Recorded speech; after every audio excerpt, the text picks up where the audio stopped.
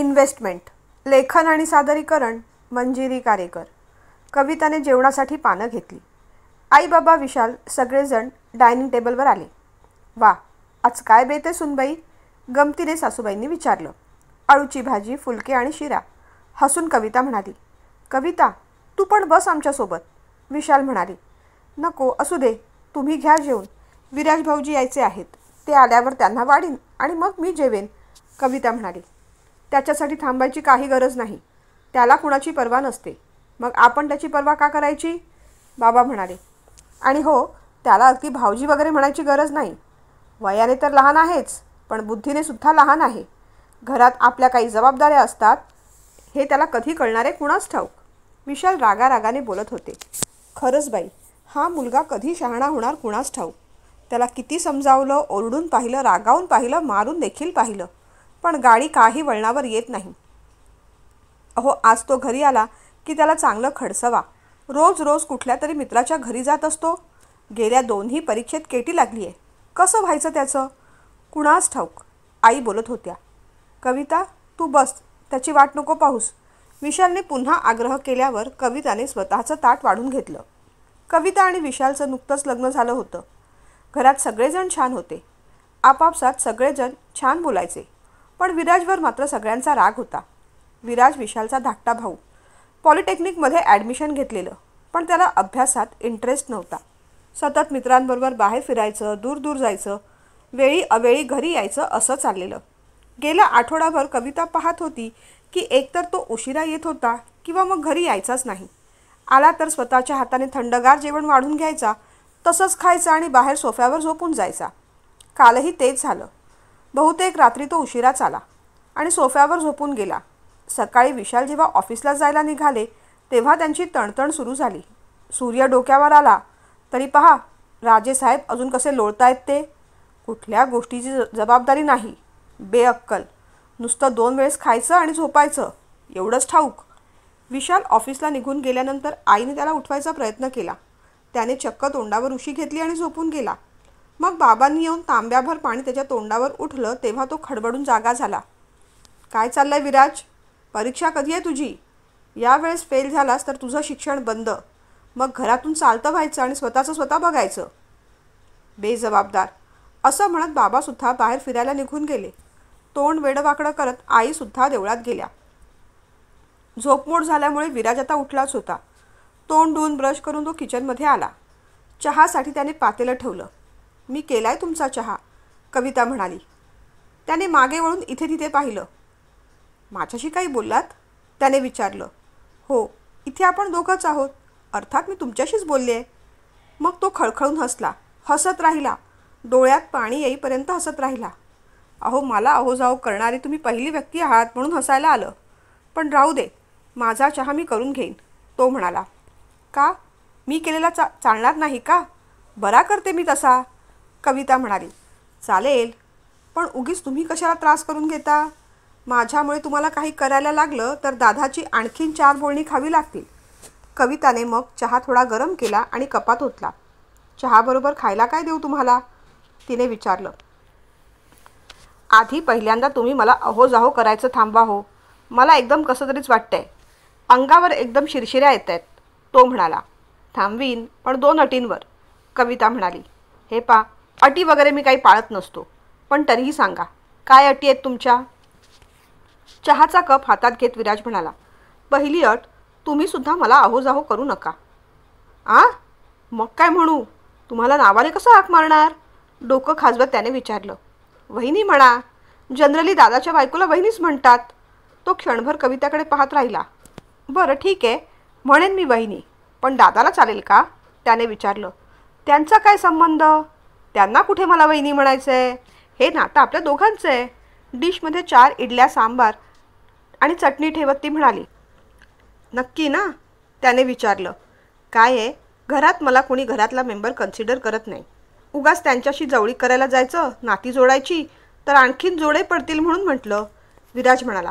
कुणी काही बोलायचं नाही. कुणी काही बोललं तर मी सांगेन सगळ्यांना, मग तर चालेल. मग ठीक आहे वहिनीसाहेब, हसत हसत विराज म्हणाला.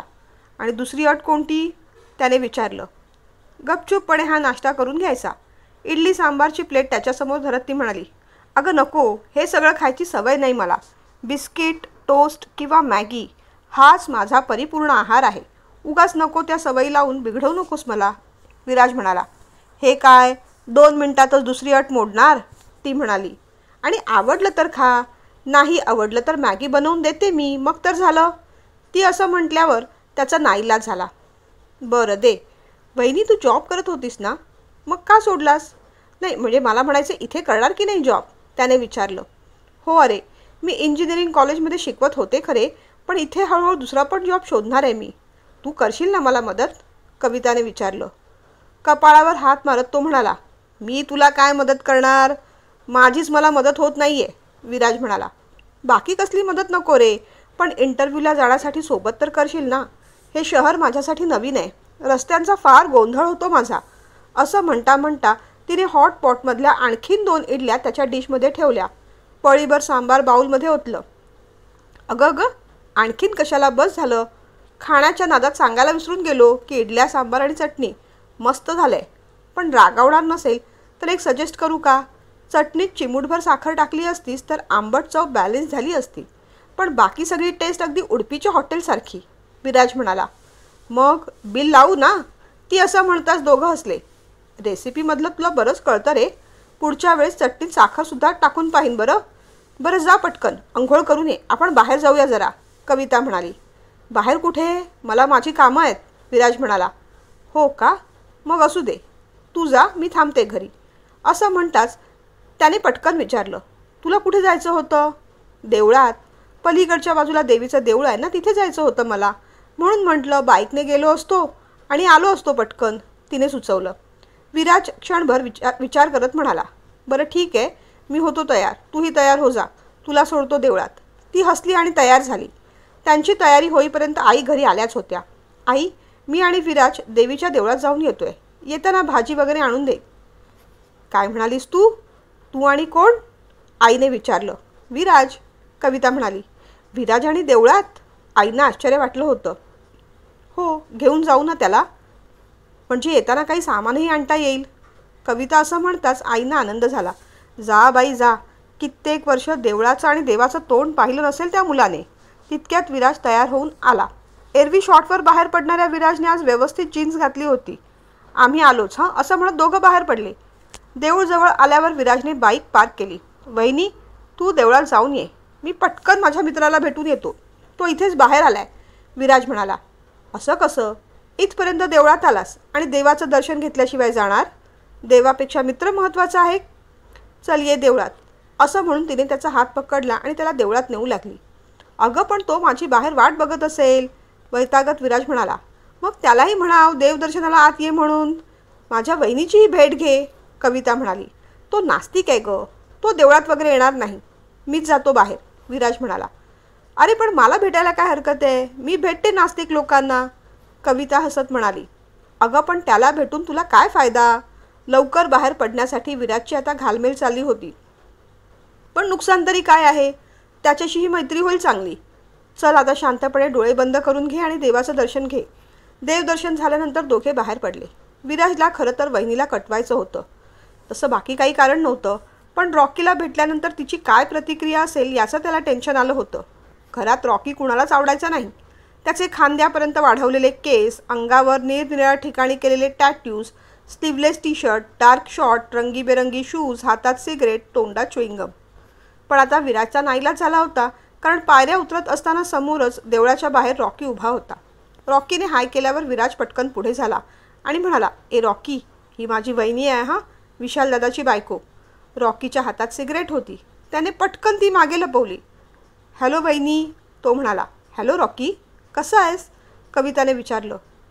छान, तुम्ही कशा आहात, त्याने विचारलं. मी पण मस्त. आपण पहिल्यांदाच भेटतोय की तू लग्नाला आला होतास आमच्या, वहिनीने विचारलं. नाही नाही, पहिल्यांदाच भेटतोय. लग्नाला यायला या पठ्ठ्याने पत्रिका कुठे दिली होती? कदाचित आमच्यासारख्या मित्राची याला लाज वाटत असेल. त्याच्या पाठीवर हलकासा गुद्दा मारत रॉकी म्हणाला. नाही रे, असं का म्हणतोयस, इतका छान आहेस तू, तुझ्याशी बोलून मला खूप छान वाटलं. केव्हा तरी विराजबरोबर ये ना घरी, आणि हो जेवायलाच ये, वहिनी प्रेमळपणे म्हणाली. हो नक्की. बरं ओके, मी तुला नंतर भेटतो हां. सध्या मला वहिनीला घरी सोडायचं आहे, विराज जबाबदारीने म्हणाला. अरे नको विराज, तू जा रॉकीबरोबर. मला कळलाय रस्ता, मी जाईन घरी. त्यावर पटकन रॉकी म्हणाला, नको नको वहिनी, ऊन खूप झालंय, आम्ही काय नंतर भेटू शकतो. विराज तू वहिनीला घेऊन घरी जा. वहिनीने रॉकीचा निरोप घेतला. बाय म्हणण्या अगोदर त्याच्या खांद्यावर प्रेमळपणे हात ठेवत कविता म्हणाली, एवढ्या लहान वयात स्मोकिंग चांगलं नसतं रे. मोठी बहीण म्हणून सांगते, रागावू नकोस. एवढं प्रेमळपणे आई सोडून पहिल्यांदा त्याच्याशी कोणीतरी बोलत होतं. काय झालं कुणास ठाऊक. रॉकीने सिगरेट फेकली आणि पायाने चुरगळून टाकली. बाईकवर बसताच कविता म्हणाली, किती छान आहे मित्र तुझा, अगदी तुझ्यासारखा, बोलायलाही छान आणि जबाबदार. विराज आश्चर्याने वहिनीकडे पाहत राहिला. वहिनी त्याला जबाबदार म्हणाली होती. याआधी त्याला अशी कॉम्प्लिमेंट कुणीच दिली नव्हती. आयुष्यात प्रथमच आपण खरोखरच जबाबदार असल्याची विराजला जाणीव झाली. तुला खरंच रॉकी चांगला वाटला? म्हणजे त्याचे कपडे, त्याचा अपीअरन्स तुला नॉर्मल वाटला? पुन्हा एकदा विराजने विचारलं. अरे हो, खरंच छान वाटला. त्याचा अजूनही विश्वास बसत नाही पाहून मग कविता म्हणाली, खरं सांगू का विराज, मी कुणाला जज करायला जातच नाही. कुणालाही भेटताना त्यांच्या कपड्यावरून, बोलण्यावरून, वागण्यावरून मी जज करत बसत नाही.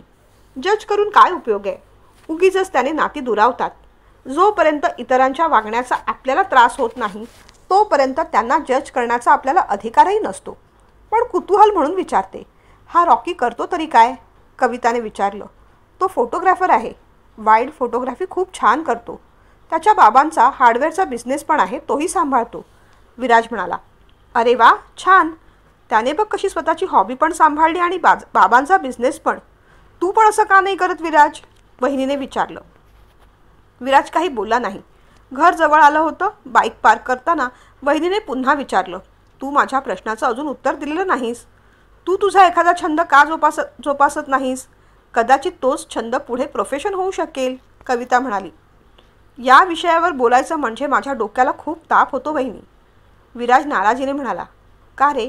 बोल की माझ्याशी. आता आपण फ्रेंड्स आहोत की नाही? हे बघ, तुझ्यासाठी मी काही करू शकेन की नाही मला माहीत नाही, पण शेअर करायला काय हरकत आहे? अगं मला हॉटेल मॅनेजमेंट करायचं होतं, शेफ व्हायचं होतं. जेवणाची मला खूप आवड आहे. निरनिराळे पदार्थ त्याचं फ्युजन करायला मला आवडतं. पण घरच्यांनी मला खूप नावं ठेवली. म्हणाले, शेफ होणं हा बायकांचा उद्योग आहे. असे बायकी उद्योग करण्यापेक्षा इंजिनिअरिंग किंवा मेडिकलला जा. अगदीच नाही जमलं तर MBA वगैरे कर, पण हे असले बायकी धंदे नको. मग पॉलिटेक्निकला गेलो मी, पण त्या अभ्यासात मला काही इंटरेस्ट वाटत नाही. आणि दादाकडून तर तुला कळलं असेल अभ्यासात माझी काय गती आहे ती. विराजने आपल्या मनातली खंत सांगितली. अभ्यासाची गती वगैरे राहू दे रे, पण तुला जेवण बनवायला आवडतं हे मला माहीत नव्हतं. तुला खरंच शेफ व्हायचं होतं? किती भारी. म्हणून सकाळी चटणीची छान टीप दिलीस तू मला. कविता कौतुकाने म्हणाली. पण आता बोलून काय उपयोग? मला माझ्या स्वप्नातली चूल हवी होती, पण झालं उलटंच. माझंच स्वप्न चुलीत गेलं. घरी आल्यानंतर कविता किचनमध्ये गेली. आई तिथे भाजी निवडत होत्या. आलात जाऊन?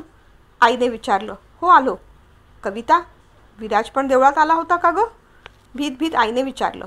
हो, दर्शन पण घेतलं. आईने मनातल्या मनात देवाला नमस्कार केला.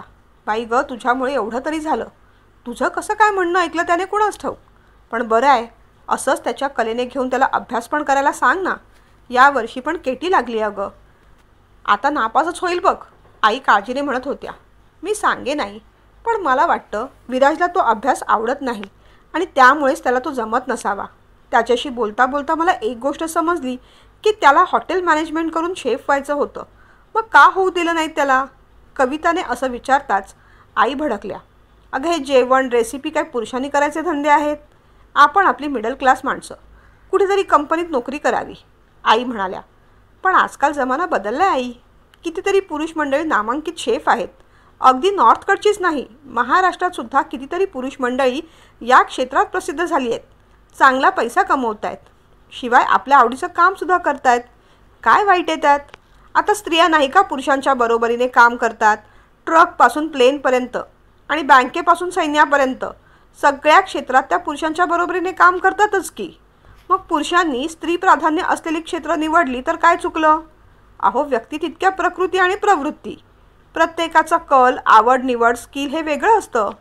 तिने आईंना समजावून पाहिलं, पण आई तेवढ्या कन्व्हिन्स वाटल्या नाहीत. मग त्यांना बाजूला बसवत ती म्हणाली, आई, आपण सगळ्यात पहिल्यांदा विराजचा विचार केला पाहिजे. एखाद्याला एखादी गोष्ट आवडतच नाही, जमतच नाही, तर तीच गोष्ट त्याच्या माथ्यावर मारण्यात काय अर्थ आहे? त्यात फक्त फ्रस्ट्रेशनच आहे. एवढं करून जॉब मिळाला नाही तर काय? आणि समजा जॉब मिळाला आणि तो आनंदीच राहिला नाही तर काय फायदा? उलट त्याला त्याच्या आवडीचं क्षेत्र निवडू दिलं तर कदाचित तो बदलेल. कदाचित का, मला खात्री आहे त्यात तो छान प्रगती करेल. आपण त्याला संधी द्यायला हवी. आई विचारात पडल्या. माझ्या तुझ्या बोलण्याने काय होणार आहे? यांनी आणि विशालने मनावर घेतलं पाहिजे ना. यांच्याशी कोण बोलेल? आई म्हणाल्या. मी पाहते काय करायचं ते. दुपारी लगेचच कविताने इंटरनेटवर जवळपासची सगळी हॉटेल मॅनेजमेंटची कॉलेजेस धुंडाळून काढली. विराज त्या क्रायटेरियात बसतो का ते सुद्धा तपासून पाहिलं. सुदैवाने त्या क्रायटेरियामध्ये तो बसत होता, म्हणजेच तो ॲडमिशन घेऊ शकत होता. पॉलिटेक्निकला गेलेली 2 वर्ष, पैसा हे नुकसान सोडल्यास बाकी फार मोठं नुकसान नव्हतं. झालाच तर फायदा होता. विराजचं करिअर, आनंद सगळं त्यात होतं. विराज, हातातला मोबाईल बाजूला ठेव आणि मी काय दाखवते ते पहा. कविताने हॉटेल मॅनेजमेंटच्या कॉलेजची लिस्ट पुढे केली तेव्हा विराजचे डोळे मोठे झाले. हे काय आहे वहिनी? त्याने विचारलं. तुझं फ्युचर. ॲडमिशन घेऊन दिली तर सिरियसली करशील? जवळजवळ मोबाईल बाजूलाच फेकत विराज म्हणाला. खरंच? अगं, माझं स्वप्न आहे ते. करीन ना, खूप उत्तम करीन. स्वतःची शपथ घेतो बघ, तो म्हणाला. हां, एवढं शपथ वगैरे घ्यायची गरज नाही, फक्त चांगला अभ्यास कर. प्रॉमिस कर मला. तिने हात पुढे केला. तिच्या हातावर हात ठेवत विराज म्हणाला, गॉड प्रॉमिस. अगं, पण घरात काय सांगणार? त्याने विचारलं. ते मी बघते रे, तू फक्त तुझ्या मनाची तयारी कर. कॉलेज कोणतं मिळेल ते सांगता येणार नाही. हॉस्टेलवर सुद्धा राहावं लागेल. तयार आहेस ना? हॉटेल मॅनेजमेंट करता येणार असेल तर चंद्रावर सुद्धा जायची तयारी आहे माझी. हसत हसत तो म्हणाला. रात्री जेवताना मग कविताने विषय काढला. विशाल बाबा, मला तुमच्याशी थोडं बोलायचं होतं. मला माहिती आहे या घरात मी अजून नवीन आहे. कोणताही निर्णय घ्यायचा अजून मला तसा अधिकार नाही. पण या घरात गृहप्रवेश करून आले त्या क्षणापासून हे घर माझं झालं. या घरातली माणसं माझी झाली. त्यांचं सुखदुःख, आनंद, त्यांची स्वप्न ही देखील माझीच झाली. आता उगीच लांबण न लावता डायरेक्टली सांगते, विराजसाठी मी काहीतरी वेगळा निर्णय घेतला आहे आणि अर्थात तोही या निर्णयात राजी आणि खुश आहे. विशाल आणि बाबा विराजचं नाव ऐकताच डोळे ताणून पाहू लागले. बाबा, त्याला हॉटेल मॅनेजमेंट करायचं आहे आणि त्यासाठी आम्ही काही कॉलेजेस फिक्स केलेत. ती असं म्हणताच विशाल जाम भडकला. हे कसं काय ठरवलं? आणि आत्ताचं शिक्षण? ते गेलं फुकट. एवढी वर्ष वाया गेली. पैसाही वाया गेला. आमची मेहनतही वाया गेली. वैतागत विशाल बोलत होता. विशाल, तुमची चिडचिड कळते हो, पण विशालला ती गोष्ट आवडतच नाही, जमतच नाही, तर डोकं फोड करून काय उपयोग आहे? त्याचाही विचार आपण करायला हवा.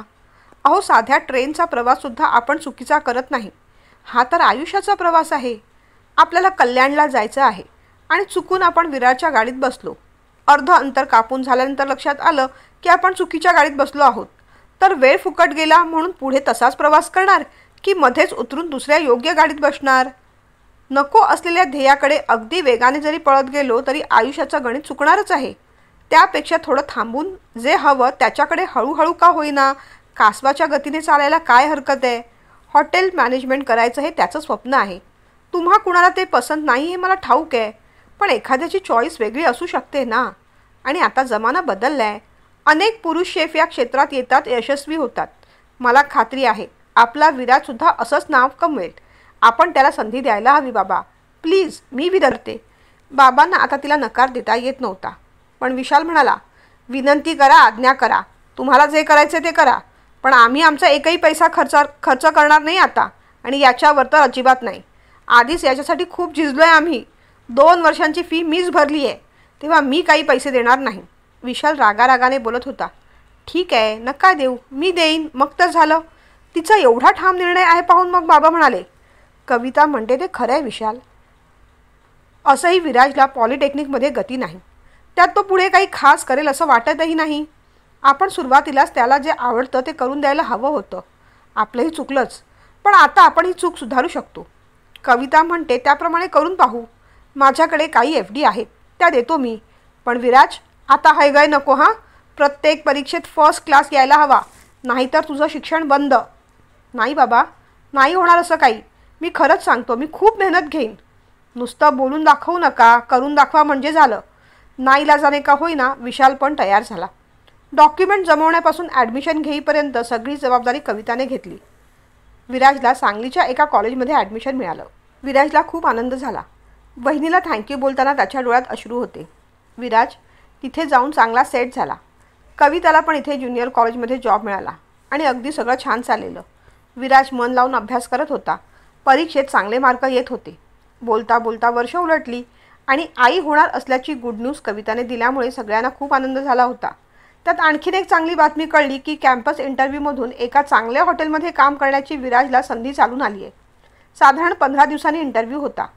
फायनल परीक्षेचा रिझल्ट आला होता. चांगले मार्क मिळाले होते आणि 15 दिवसांसाठी तो घरी आला होता. विराज जे बोला ते त्याने करून दाखवलं. त्याचा निर्णय अगदी योग्य ठरला. पण त्या सगळ्याचं श्रेय कविताला. बाबांनी दोघांचं कौतुक केलं. आईसुद्धा खूप खुश होत्या. त्यांना सतत विराजची काळजी लागून राहिलेली असायची. पण आता त्याची प्रगती पाहून, त्याचं यश पाहून त्यांनासुद्धा खूप आनंद झाला होता. आणि अर्थात विशालासुद्धा छानच वाटत होतं. कविताला विराजचा अभिमान वाटत होता. वहिनी, हे सगळं तुझ्यामुळे झालं. थँक्यू, विराज म्हणाला. पण विराज, ही अजून सुरुवात आहे. आपल्याला इंटरव्ह्यू क्लिअर करायचं आहे. त्याची चांगली तयारी करायला हवी. कसं बोलायचं, काय बोलायचं, कसं प्रेझेंटेशन करायचं, याच्या टिप्स मी देईन हां तुला. पण तू तुझ्या परीने सुद्धा तयारी कर. हो वहिनी, नक्कीच. तुम्हा सगळ्यांना मला आणखीन एक छान बातमी द्यायची आहे. मागे सांगलीला एक मोठी कुकिंग कॉम्पिटिशन होती. त्यात मी बनवलेल्या हेल्दी आणि टेस्टी केकला पहिलं बक्षीस मिळालं आहे. ती कॉम्पिटिशन राजभोग या हॉटेल इंडस्ट्रीने अरेंज केली होती. आणि योगायोगाची गोष्ट म्हणजे मलाही त्याच कंपनीत इंटरव्ह्यूला जायचं आहे. विराजने आनंदाची बातमी दिली. अरे, खरंच कमाल आहे. छान योगायोग आहे हा. राजभोगवाल्याने तू बराच आवडलेला दिसतोयस, हसत हसत विशाल म्हणाला. विराजची प्रगती पाहून सगळ्यांना आनंद होत होता. बरं, तुम्हाला लक्षात आहे ना की पुढच्या आठवड्यात बाबा आणि मी सदाकाकांच्या मुलाच्या लग्नाला गावी जाणार आहोत ते. आई असं म्हणताच विशालने जीभ चावली. अरे बापरे, पुढच्या आठवड्यात मलाही सिंगापूरला इंटरनॅशनल टूर आहे. मला तर तिथे जावंच लागेल. बाकी काही नाही, कविताची काळजी वाटते. आपल्यापैकी घरी कोणी नाही ना. पटकन तिला काही गरज लागली तर. कविता, तू माहेरी जातेस का, विशालने विचारलं. गेले असते हो, पण एक तर एवढे दिवस सुट्टी मिळणार नाही. दुसरी गोष्ट म्हणजे डॉक्टरसुद्धा इथेच आहेत ना, कविताने आपली काळजी सांगितली. मग पटकन आई म्हणाल्या, मी थांबू का मागे. नको नको आई, कुणी थांबू नका. मी घेईन व्यवस्थित काळजी. आणि विराजसुद्धा आहे की सोबतीला 15 दिवस. हो रे दादा, नको काळजी करूस. बहिणीला काही औषधं लागली, डॉक्टरकडे घेऊन जायचं असेल तर मी आहे ना. खरंच तुम्ही कुणी काळजी करू नका. त्याची पाठ थोपटत विशाल म्हणाला. वा, मोठा झालास. पुढच्या आठवड्यात आई बाबा गावी आणि विशाल त्याच्या इंटरनॅशनल टूरला निघून गेला. वहिनी, आता आपण घरात दोघंच. जीवाची मस्त मुंबई करूया. तुला काय काय खावंसं वाटतं सांग मला.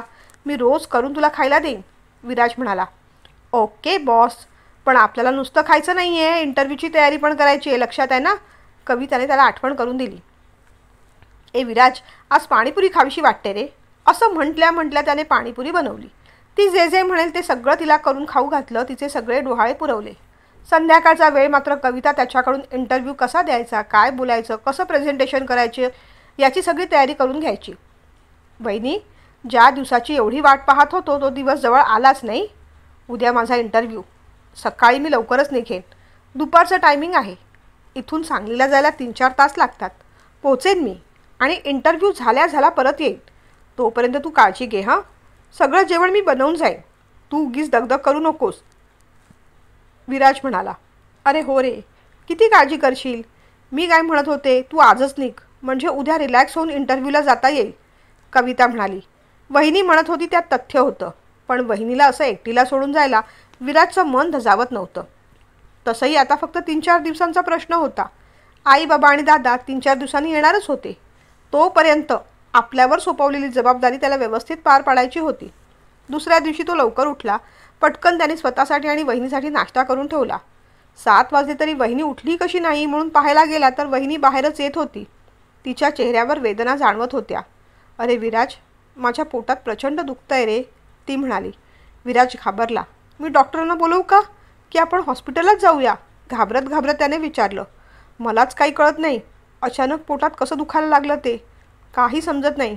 तू एक काम कर, माझ्याबरोबर हॉस्पिटलमध्ये चल आणि माझ्या आईबाबांना फोन करून कळव, कारण तुलाही आता इंटरव्ह्यूसाठी निघायचं आहे. आई बाबा आत्ता निघाले तर पोचायला 3-4 तास लागतील. एवढं बोलायलाही तिला त्रास होत होता. विराजने कोणतीही रिस्क घेतली नाही. त्याने सरळ गाडी काढली आणि वहिनीला घेऊन तो हॉस्पिटलमध्ये गेला. डॉक्टरांची फाईलसुद्धा बरोबर घेतली. कविताची कंडिशन पाहून लगेचच डॉक्टरांनी तिला चेकअपसाठी घेतलं. काय करावं ते विराजला कळत नव्हतं. त्याने सगळ्यात आधी रॉकीला बोलावून घेतलं. त्यानंतर वहिनीच्या आईबाबांना आणि त्याच्या आईबाबांनासुद्धा कळवलं. विशालला कळवण्यात काही पॉईंट नव्हता, कारण कितीही इच्छा असली तर तो लगेच निघू शकणार नव्हता. डॉक्टर काय म्हणतात त्यानुसार त्याला फोन करावा असं त्याने ठरवलं. वहिनीचे आईबाबा निघाले, पण त्यांनाही यायला अजून अवकाशच होता.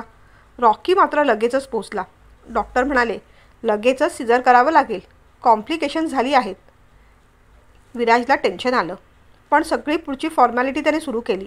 काही पेपर साईन करायचे होते ते केले. त्याच्या आणि बाबांच्या जॉईंट अकाउंटमधून पैसे काढून हॉस्पिटलमध्ये भरले. बाकी सगळी व्यवस्था, औषधं, इंजेक्शन्स हे रॉकी पाहत होता. मला काय वाटतं विराज, तू जा रे इंटरव्ह्यूला, मी आहे इथे, आणि इतक्यात वहिनीचे आईबाबासुद्धा येतील. वेडा आहेस का रॉकी? बहिणीला अशा अवस्थेत सोडून माझं मन तरी लागेल का? आणि वहिनीसाठी असे 100 इंटरव्ह्यू सोडून द्यायला तयार आहे मी. माझ्यासाठी ती महत्त्वाची आहे, इंटरव्ह्यू नाही. 1.5-2 तास झाल्यानंतर डॉक्टर बाहेर आले आणि त्यांनी छान बातमी दिली. अभिनंदन, मुलगा झालाय. दोघेही सुखरूप आहेत आता. ते ऐकून विराजच्या डोळ्यात आनंदाश्रू आले. रॉकीला पण आनंद झाला. मग मात्र पटकन त्याने लगेचच विशालला फोन करून कळवलं. मूर्खा, आधी का नाही सांगितलंस मला? कविता कशी आहे? असे अनेक प्रश्न विचारून दादा त्याच्यावर पहिल्यांदा खूप भडकला, पण मग अतिशय योग्य पद्धतीने सिच्युएशन हँडल केल्याबद्दल त्याचं कौतुक केलं. अरे, पण आज तुझा इंटरव्ह्यू होता ना? विशालने विचारलं. हो रे दादा, पण वहिनीला सोडून कसं जाणार? काही हरकत नाही, ही नोकरी नाही तर दुसरी मिळेल, विराज मनापासून बोलत होता. विशालचे आईबाबा, कविताचे आईबाबा आले. सगळ्यांना खूप आनंद झाला. कविता खूप थकली होती. तिला झोप येत होती, पण तशाही अवस्थेत ती बोलत होती. विराज, इंटरव्ह्यूला जा, तो मिस करू नकोस. पण संध्याकाळी जेव्हा ती ग्लानीतून बाहेर आली आणि तिला कळलं विराजचा इंटरव्ह्यू मिस झाला आहे, तेव्हा तिला खूप वाईट वाटलं. माझ्यामुळे तुझा इंटरव्ह्यू मिस झाला ना? तिने विचारलं. वेडी आहेस का वहिनी? आज दिवस किती आनंदाचा आहे. उलट तूच आम्हाला सगळ्यात मोठा आनंद दिला आहेस, विराज म्हणाला. थँक्यू विराज, आज तू होतास म्हणून माझे आणि बाळाचे प्राण वाचू शकले. नाहीतर 4 पावलंसुद्धा माझी चालायची हिंमत नव्हती, एवढा त्रास होत होता. आणि मला कळलं रॉकीनेसुद्धा खूप धावपळ केली. त्यालासुद्धा खूप थँक्यू सांग. हा आहे कुठे तो? मला काही थँक्यू बोलू नका वहिनी. उलट तुमच्यासाठी, माझ्या बहिणीसाठी काही करू शकलो याचा मला आनंदच आहे, आत येत रॉकी म्हणाला. 5-6 दिवसांनी कविताला डिस्चार्ज मिळाला. तोपर्यंत विशालसुद्धा घरी आला होता. सगळेजण छोट्या बाळामध्ये रमले. आपल्या पिल्लूचं नाव काय ठेवायचं गं वहिनी? विराजने विचारलं. तूच सांग. आता आपल्याकडे काही आत्या नाही नाव ठेवायला. काकाने नाव ठेवलं तरी चालेल, कविता म्हणाली. रुचिर ठेवूया. कसं वाटलं? मस्त आहे. एका शेफकडून अजून दुसऱ्या नावाची काय अपेक्षा करणार? ती असं म्हणतात सगळेजण हसले. विराज, आजपर्यंत आम्ही तुला फक्त नावच ठेवत आलो, पण यावेळेस खरोखरच तू कमाल केलीस. सगळी परिस्थिती इतक्या जबाबदारीने हाताळलीस की करावं तेवढं तुझं कौतुक कमीच आहे रे. फक्त तुझा इंटरव्ह्यू मिस झाला ना याचं फार वाईट वाटतं, विशाल म्हणाला. हो ना, माझ्यामुळे तुझा इंटरव्ह्यू मिस झाला ही रुखरुख मला आता कायम मनात राहील, कविता म्हणाली. काही नाही रे दादा, उलट वहिनी आणि बाळ सुखरूप बाहेर पडले याचाच आनंद मानायचा. आणि वहिनी, तूही परक्यासारखं सारखं थँक्यू म्हणू नकोस. मी काही तुझ्यावर उपकार केले नाहीत, ते माझं कर्तव्यच होतं. आणि मुळात ही तुझीच इन्व्हेस्टमेंट आहे. या घरात आल्यापासून प्रत्येक नात्यांमध्ये तू तुझ्या प्रेमाची, विश्वासाची गुंतवणूक केली आहेस. बस त्याचंच इंटरेस्ट तुला मिळालं असं समज. मी काय किंवा रॉकी काय, भरकटलो होतो अगदी, पण तू कधी आम्हाला जज केलं नाहीस गं. उलट आम्हाला मानाने, आदराने वागवलंस, कॉन्फिडन्स दिलास. माझ्यासाठी तर तू सगळ्यांच्या विरुद्ध जाऊन स्टँड घेतलास. आणि मग मी एवढी छोटी गोष्ट केली तर त्यात काय झालं? पुन्हा असं कधीही बोलू नकोस. नोकरीची संधी काय येत राहील, पण तुम्ही दोघं सुखरूप आहात यासाठी आपण देवाचे आभार मानले पाहिजे. घरात हे बोलणं चालू असतानाच विराजचा फोन वाजला. त्याला आश्चर्य वाटलं. राजभोग हॉटेल इंडस्ट्रीमधून फोन होता. त्याने पटकन फोन उचलला. सॉरी सर, इंटरव्ह्यूला मी येऊ शकलो नाही, पण घरात तसाच काहीतरी एमर्जन्सी प्रॉब्लेम आला म्हणून जमलं नाही, विराजने फोनवरून स्पष्टीकरण दिलं. काही हरकत नाही मिस्टर विराज, आयुष्यात कधीकधी असे प्रॉब्लेम्स येतात. त्या दिवशी तुमच्यासोबत अनेक जणांना इंटरव्ह्यूला आम्ही बोलावलं होतं. एक दोघांना आम्ही सिलेक्ट केलं. पण खरं सांगायचं म्हटलं तर कॉम्पिटिशनमध्ये तुम्ही केलेला पदार्थ इतका अप्रतिम होता की सगळ्यांनीच त्याचं कौतुक केलं. चव, डेकोरेशन, प्रेझेंटेशन सगळं अगदी उत्तम होतं. मग आम्ही कॉलेजमधून तुमच्याबद्दल फीडबॅक घेतला. तो सुद्धा उत्तम होता. त्यामुळे ठरवलं हा जॉब इंटरव्ह्यू न घेताच तुम्हाला द्यायचं. तेव्हा आता पुढच्या आठवड्यात तुमचं अपॉइंटमेंट लेटर घ्यायला या. ते ऐकून विराजला धक्का बसला. तो मोठ्याने म्हणाला, काय अपॉइंटमेंट लेटर? तो असं बोलताच सगळेजण कान देऊन ऐकू लागले. फोन ठेवल्यानंतर त्याने ती खुशखबर सगळ्यांना दिली. सगळ्यांना खूप आनंद झाला. आई, आता 1-2 दिवसात मला निघायला हवं हां सांगलीला. तिथे जाऊन आता सगळी सोय पाहायला हवी. नवीन नोकरी आहे, विराज म्हणाला. आईबाबांना त्याचा अभिमान वाटत होता. त्याने स्वतःला सिद्ध करून दाखवलं होतं. सांगलीला निघताना त्याच्या डोळ्यात अश्रू होते. अभिमान होता मनात आणि वहिनीबद्दल कृतज्ञता. छोट्या रुचिरच्या कपाळावर पापी देत तो म्हणाला, सोनू, मी लवकर येईन हां तुला पुन्हा भेटायला, पण आता निघायला हवं रे. त्याच्या पाठमोऱ्या आकृतीकडे कविता पाहत राहिली. एकेकाळी निराशेने झुकलेले त्याचे खांदे आता अगदी ताठ झाले होते. अभिमानाने आपण आपली जबाबदारी समर्थपणे पेलू शकतो हेच त्या खांद्यांना कळलं असावं बहुतेक. तिने आपल्या बाळाला कुशीत घेतलं. विराजने योग्य वेळेस योग्य पावलं उचलून लाख मुलाचं काम केलं होतं. जबाबदारी व्यवस्थित पार पाडली होती. खरंच त्या दिवशी विराज नसता तर? अंगावर अगदी काटा आला. पण लगेचच तिला विराजचे शब्द आठवले. बहिणी, ही सगळी तुझीच इन्व्हेस्टमेंट आहे. तूच प्रेमाची आणि विश्वासाची गुंतवणूक नात्यामध्ये केलीस. हे फक्त त्याचे रिटर्न्स आहेत. छोट्या रुचिरकडे पाहत कविता म्हणाली, छोटे राजे, हीच नात्याची इन्व्हेस्टमेंट तुम्हालाही शिकायची आहे बरं.